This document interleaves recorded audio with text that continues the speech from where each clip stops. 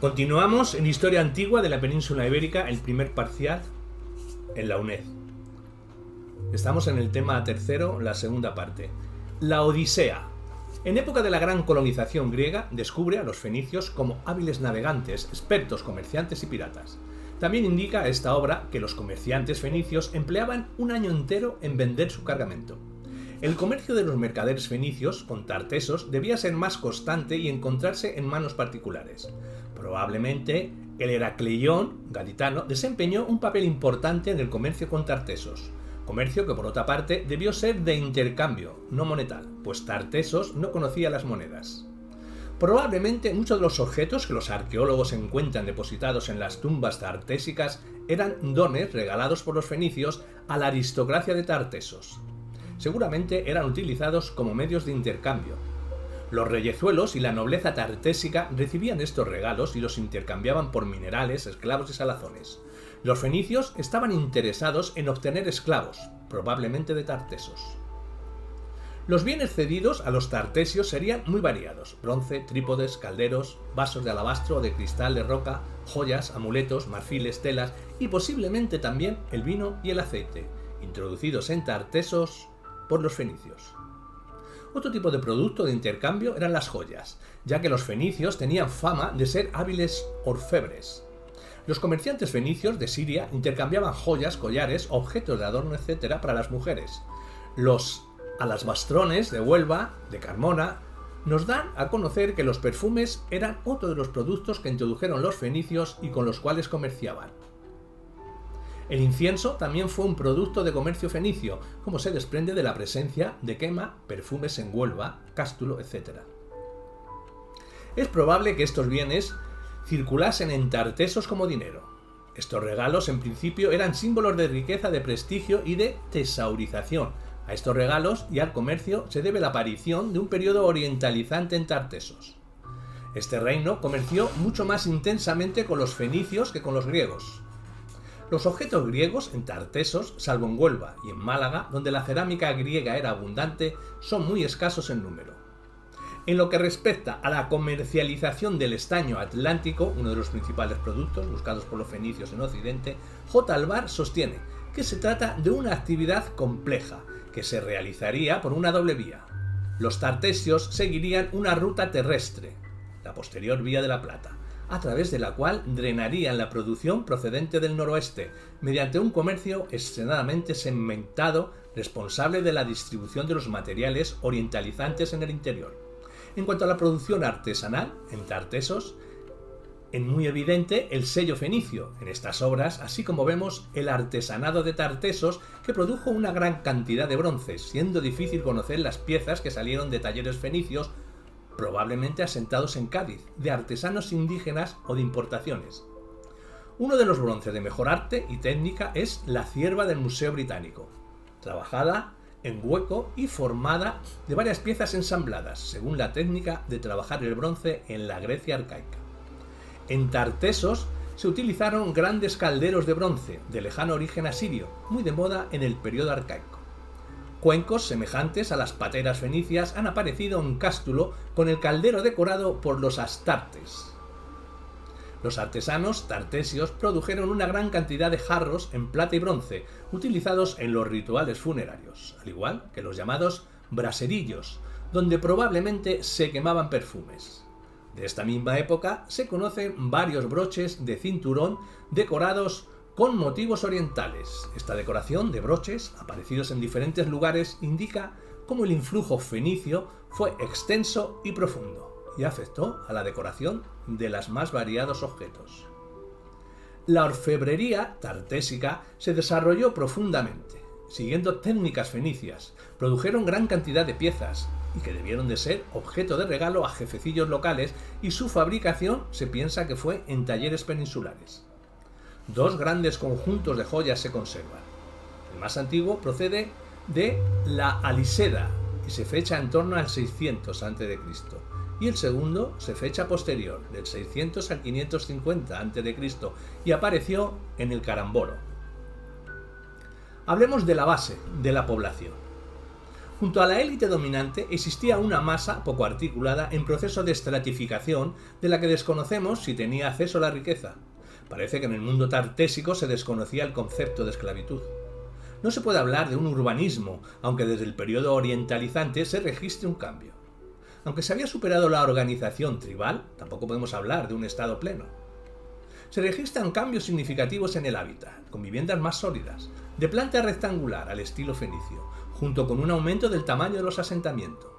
Los poblados aparecen organizados alrededor de grandes centros en un sistema jerárquico, pero la falta de estratificación les impide que podamos hablar de una urbanización. Existía una jerarquización territorial.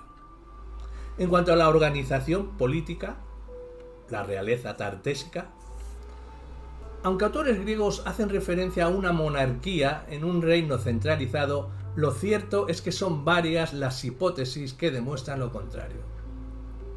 Así, algunos se inclinan hacia un gobierno dirigido por un basileus, o rey, representante de una monarquía de naturaleza sagrada y de carácter hereditario. Para otros, se trataba de un caudillaje personal, sin determinación precisa de gobierno. Otros apuestan por una tiranía al estilo griego, gobernante sin fundamento de legitimidad que se hace con el poder gracias a su riqueza, su excelencia militar o a sus dotes políticas.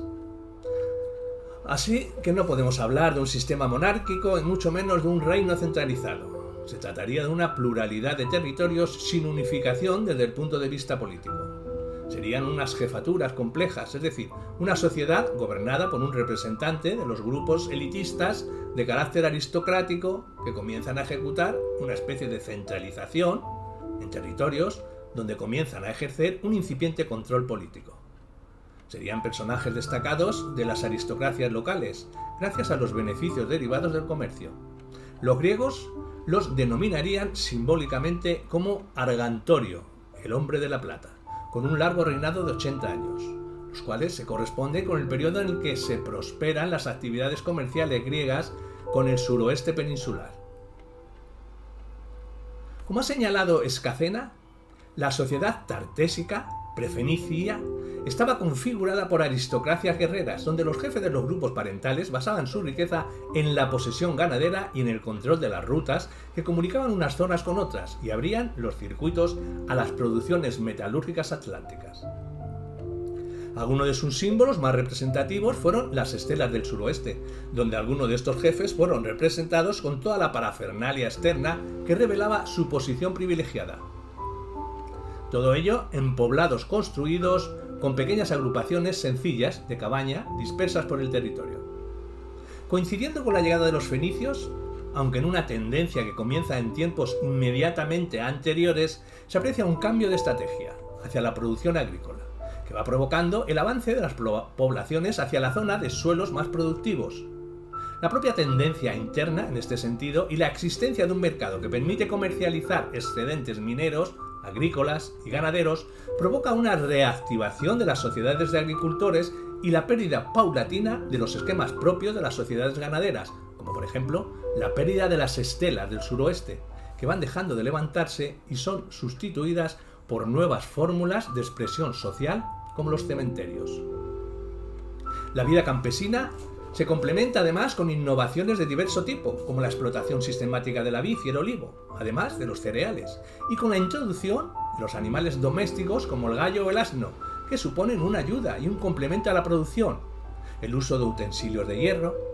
Estamos en este momento ante comunidades totalmente sedentarias que desarrollaron hábitats densos, sólidos y extensos, los que se adopta la vivienda rectangular como módulo más indicado para la compartimentación y división interna de tareas, permitiendo además la construcción de un segundo nivel en la altura. Las familias, en las que tanto mujeres como niños y ancianos son extremadamente útiles, crecen, lo que le permite aportar brazos para las tareas domésticas. Este aumento de población irá evolucionando mediante la segmentación y la creación de nuevas comunidades, así como con la exportación de los excedentes hacia las zonas mineras o hacia las portuarias e industriales de la costa o hacia Extremadura, en busca de estaño. En la economía tuvo gran importancia la metalurgia y la minería, siendo la provincia de Huelva el foco más importante del momento, lo que proporcionó a fenicios y griegos gran cantidad de metales para su posterior exportación a Oriente. En la sociedad había distintos grupos según sus actividades laborales. Además de una nobleza, que no trabajaba, había un artesanado especializado que gozaba de un estatus superior al de otros trabajadores. La práctica de los enterramientos parece haber sido otro de los signos de diferenciación social, introduciéndose en las tumbas más ricas objetos procedentes de la esfera colonial y del comercio ultramarino. De hecho, los restos funerarios nos revelan que solo una mínima parte accedió a poseer una sepultura. Respecto a las prácticas anteriores, incineración, con rituales que no dejaban resto alguno del cadáver, ahora se pretende no solo proporcionar a los difuntos un hogar permanente, sino que señalizará mediante grandes túmulos que rodean a los principales núcleos de población y los caminos que coinciden a ellos. Las tumbas más ricas presentan cámara, estructura tumular y ajuar suntuoso. Una de las necrópolis más importantes es La Joya, en Huelva, que cuenta con un carro, jarros y braserillos, y platos con restos de comida, banquete funerario, todo ello junto a la pira. En algunos casos, necrópolis de La Joya y Setefilla y Carmona en Sevilla aparecen inhumaciones e incineraciones al mismo tiempo. Muy importante en este aspecto son aquellos objetos que nos remiten a la esfera ritual y que parecen mostrar ciertas transformaciones en esta fase, con un conjunto de jarro y brasero o palangana de bronce, que sirvieron para hacer las abluciones necesarias para las ceremonias fúnebres, a los que se pueden añadir los quemaperfumes del mismo material. Este ritual evidencia la influencia fenicia. Respecto a la religión, el estudio de la necrópolis, como el carambolo alto, permite pensar que las élites locales asimilaron una ideología muy conveniente para sus intereses, ya que establecía unos lazos directos entre la divinidad y los dirigentes de cada grupo. La religión fenicia otorgaba un papel prácticamente divino a la realeza y, por tanto, la plena justificación de su situación de mando, privilegio y poder. Se ha definido, de hecho, a Tartesos como una monarquía sacra orientalizante. Almagro Gorbea. El representante más conocido de la monarquía tartésica será el longevo rey Argantonio, en cuyo reinado se situó el viaje del navegante Samio Coleo. La monarquía tartésica abrió un comercio al Mediterráneo en el que llegó a sortear el monopolio fenicio, lo que habla de una gran autonomía de la población local respecto al colonizador fenicio. La monarquía fue la forma política del gobierno en Tartesos. El monarca más famoso, hemos dicho que es Argantonio, nombre que alude a la riqueza en plata de su pueblo. Se conocen los nombres y los hechos de otros personajes tartésicos como Gargoris, el cual descubrió el aprovechamiento de la miel. Su hijo, Apis, modelo de monarca legislador, enseñó a su gente a cultivar la tierra con bueyes uncidos al arado, prohibió a los nobles el trabajo y dividió a su pueblo en 7 ciudades. La monarquía tartésica era de carácter hereditario y arrancaba seguramente de comienzos de la Edad de Bronce. Del monarca tartésico Argantonio se conocen algunos rasgos. Su figura es legendaria, pero ya con fundamento histórico. Debió nacer hacia el 670 a.C. y gobernó, según la leyenda, desde el 630 a mediados del siglo VI. Heródoto, al referirse a su reinado, escribe que tiranizó durante 80 años a su reino. La tiranía para Heródoto posee un sentido muy preciso y se aplica a los tiranos de la época arcaica griega. Pisístrato en Atenas, Polícrates en Samos. Para Tucídides, la tiranía es un producto de la creciente riqueza originada por el comercio, lo que encajaba bien en la personalidad de Argantonio, que disponía de fabulosas riquezas, pues Tartesos era el dorado del mundo antiguo. El Mediterráneo era pobre en minas, y ésta quedaba lejos de los pueblos asentados en las orillas orientales. Otro rasgo del carácter de Argantonio es el que intentase asentar a los focenses en su reino. La presencia de estelas en Tartesos es la que se representan armas, indica claramente el carácter militar de su reino, apoyado en tropas mercenarias. Su nombre, Argantonio, parece indicar que es un monarca de origen céltico, de las poblaciones indoeuropeas llegadas a Tartesos, o quizás un jefecillo militar que, como tantos tiranos, alcanzó el poder. Hoy en día, y a la luz de las investigaciones, no se piensa que Argantonio controlase todo el reino de Tartesos. Probablemente gobernarían al mismo tiempo varios reyes que controlarían un territorio más o menos extenso. Seguramente Tartesos se asemejaría a la Etruria arcaica, donde gobernaban 12 reyes. Argantonio sería el monarca más rico, para controlar importantes explotaciones mineras, o el más famoso por sus relaciones con los focenses. Es probable que el carácter de la monarquía de Tiro influyera en la tartésica, pues el influjo fenicio en la religión fue extenso y profundo. Estos monarcas estarían rodeados de una corte de noble, de clientes y de esclavos, de cuya existencia quedaban huellas claras en las diferentes sepulturas de los túmulos de Carmona. El papel desempeñado por esta nobleza tartésica se escapa totalmente, aunque quizás sería parecida a la oligarquía mercantil de Tiro, si bien el poder de estos reyezuelos sería absoluto.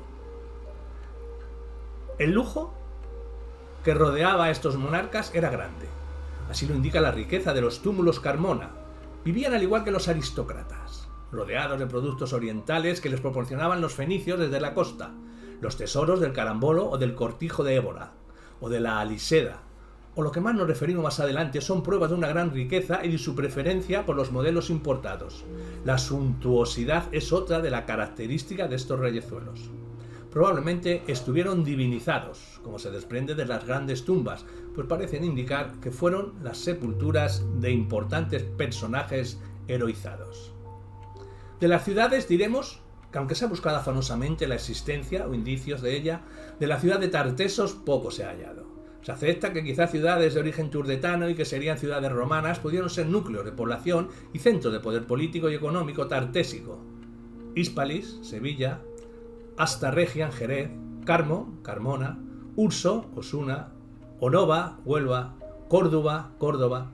Así que lo único que cabe decir, a espera que surjan nuevas aportaciones, es que Tartesos es una fase en la evolución de las culturas indígenas del suroeste peninsular, desencadenada como consecuencia del impacto colonial de procedencia oriental, el orientalizante.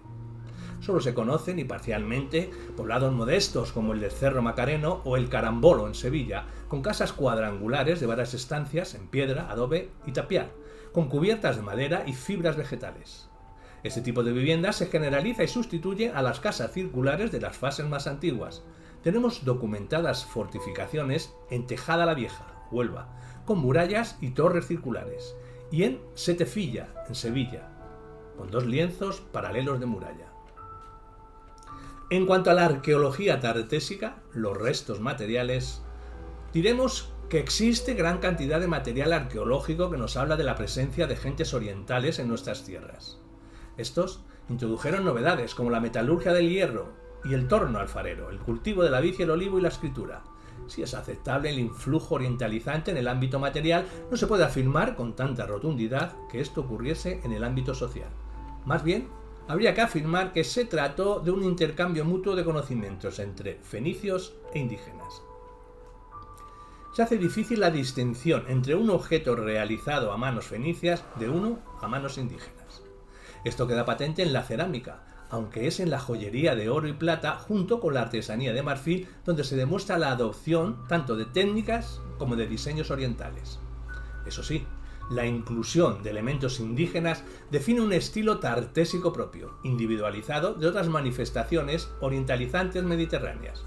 Prueba de ello es el tesoro de la Aliseda en Cáceres y el del Carambolo en Sevilla.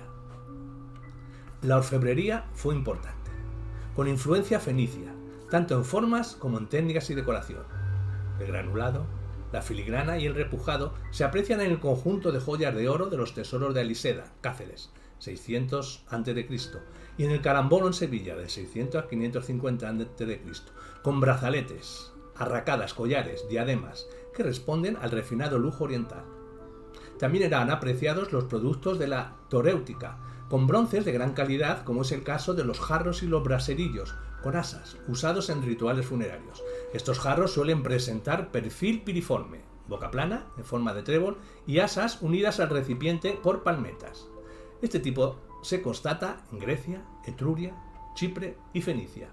El marfil fue utilizado para objetos de lujo, como placas para adornar cajas, peines, cucharas. La decoración es incisa, con temas animalísticos, humanos y florales. Destaca la aparición de la cerámica a torno introducido por los fenicios, una policromada y otra con engobe rojo de la tradición fenicia. Existe la escritura con signos y grafitos en cerámicas y otros artefactos, aunque se está lejos de poder interpretarla. De las creencias, pues no conocemos nada sobre la ideología indígena antes de la llegada fenicia, así que todo lo que hallamos ya lleva el sello oriental. Eso sí, cabe la posibilidad de que se pudiera tratar de una especie de reinterpretación de estas creencias. Existía gran cantidad de santuarios fenicios, tanto en la costa como en el interior. Hablemos del colapso en el mundo tartésico. Tan oscuro es su final como lo fue su origen. Basándonos en la idea primitiva de un reino centralizado, enriquecido con el comercio y casi con el papel de ser la primera civilización urbana de Europa, se necesitaba un final acorde a su grandeza y misterio. Y así nació la hipótesis que culpaba del fin de Tarteso a los cartagineses. Estos gozaban de ansias imperialistas que chocaban con el comercio griego de la época. Así que Cartago decidió destruir Tarteso para así frenar este comercio griego. Desechada esta hipótesis, surgieron otras como las invasiones guerreras celtas procedentes de la meseta o una guerra civil entre gaditanos e indígenas, lo cual se saldó con la victoria fenicia con ayuda cartaginesa. Más aceptable parece la teoría acerca de factores internos de índole socioeconómicos. A partir de mediados del siglo VI, la economía tartésica tuvo una recesión importante. El sector minero-metalúrgico entró en crisis. Una crisis que pudo ser causada por dificultades tecnológicas para seguir explotando minas, mayor profundidad, o por cambios en la orientación de la demanda exterior de metales, lo cual frenaría la demanda. Curioso es que en estas mismas fechas, en las colonias fenicias, se prefiera la explotación de recursos marinos a la del metal. Si estas hipótesis son certeras, la aristocracia, que se había beneficiado del comercio, ve perder todo su estatus de privilegio con un giro en la economía. Con ello, esta aristocracia desaparece. También desaparece esta etapa denominada Tarteso, etapa de evolución de las culturas indígenas del suroeste, que abrirá paso a una nueva etapa, la turdetana, la cual se incorporará al mundo romano. Sculten cree que Tartesos fue destruido por el ejército de Cartago, pero hoy en día no se cree que fuera así. Tartesos inicia su decadencia en el VI a.C. debido a un complejo proceso en el que intervienen diversos factores. Una decadencia interna por la disgregación de la monarquía, unas razones económicas, como la pérdida del monopolio del estaño y la absoluta dependencia de los fenicios en el mercado mediterráneo, con enfrentamiento entre fenicios y tartésicos con pérdida de estos últimos. Los griegos encuentran el camino del estaño desde el sur de Francia y los fenicios navegando por el Atlántico. Con un afán imperialista de Cartago y por un creciente desarrollo de la metalurgia del hierro, con un nuevo entramado económico en el que actúan las culturas del hierro, de la meseta por un lado, y los ibéricos clásicos por otro, así como por la creciente presión de los celtas que penetran en tierras tartésicas desde finales del siglo VI a.C. Hacia la mitad del siglo VI a.C., la estructura de los centros fenicios en Occidente cambia, y el dominio del circuito pasa a la esfera de Cartago. Las antiguas poblaciones costeras se reorganizan y se observan cambios en los ritos funerarios como la extensión de la inhumación frente a la cremación. La crisis del sistema colonial anterior se ha hecho depender de un hecho político crucial, la caída de Tiro, a manos de Nabucodonosor en el 573 a.C., lo que habría quebrado y desmantelado las líneas comerciales que serían rehechas y heredadas por Cartago. Y otra razón sería el descenso de la población de plata en las minas onubenses. Algunos centros, como San Bartolomé de Almonte, son abandonados. Otros autores, como Escana, proponen una crisis del sector agropecuario, ya que las explotaciones intensivas habían provocado una fuerte degradación ambiental, entre otras cosas una marcada desforestación y una tecnología entonces existente que no tenía la capacidad de aumentar la producción al mismo tiempo que la demografía. Todo ello contribuiría a una crisis social y económica que socavaría los cimientos del poder tartésico con revueltas de la población indígena y finalmente conquista de Cartago.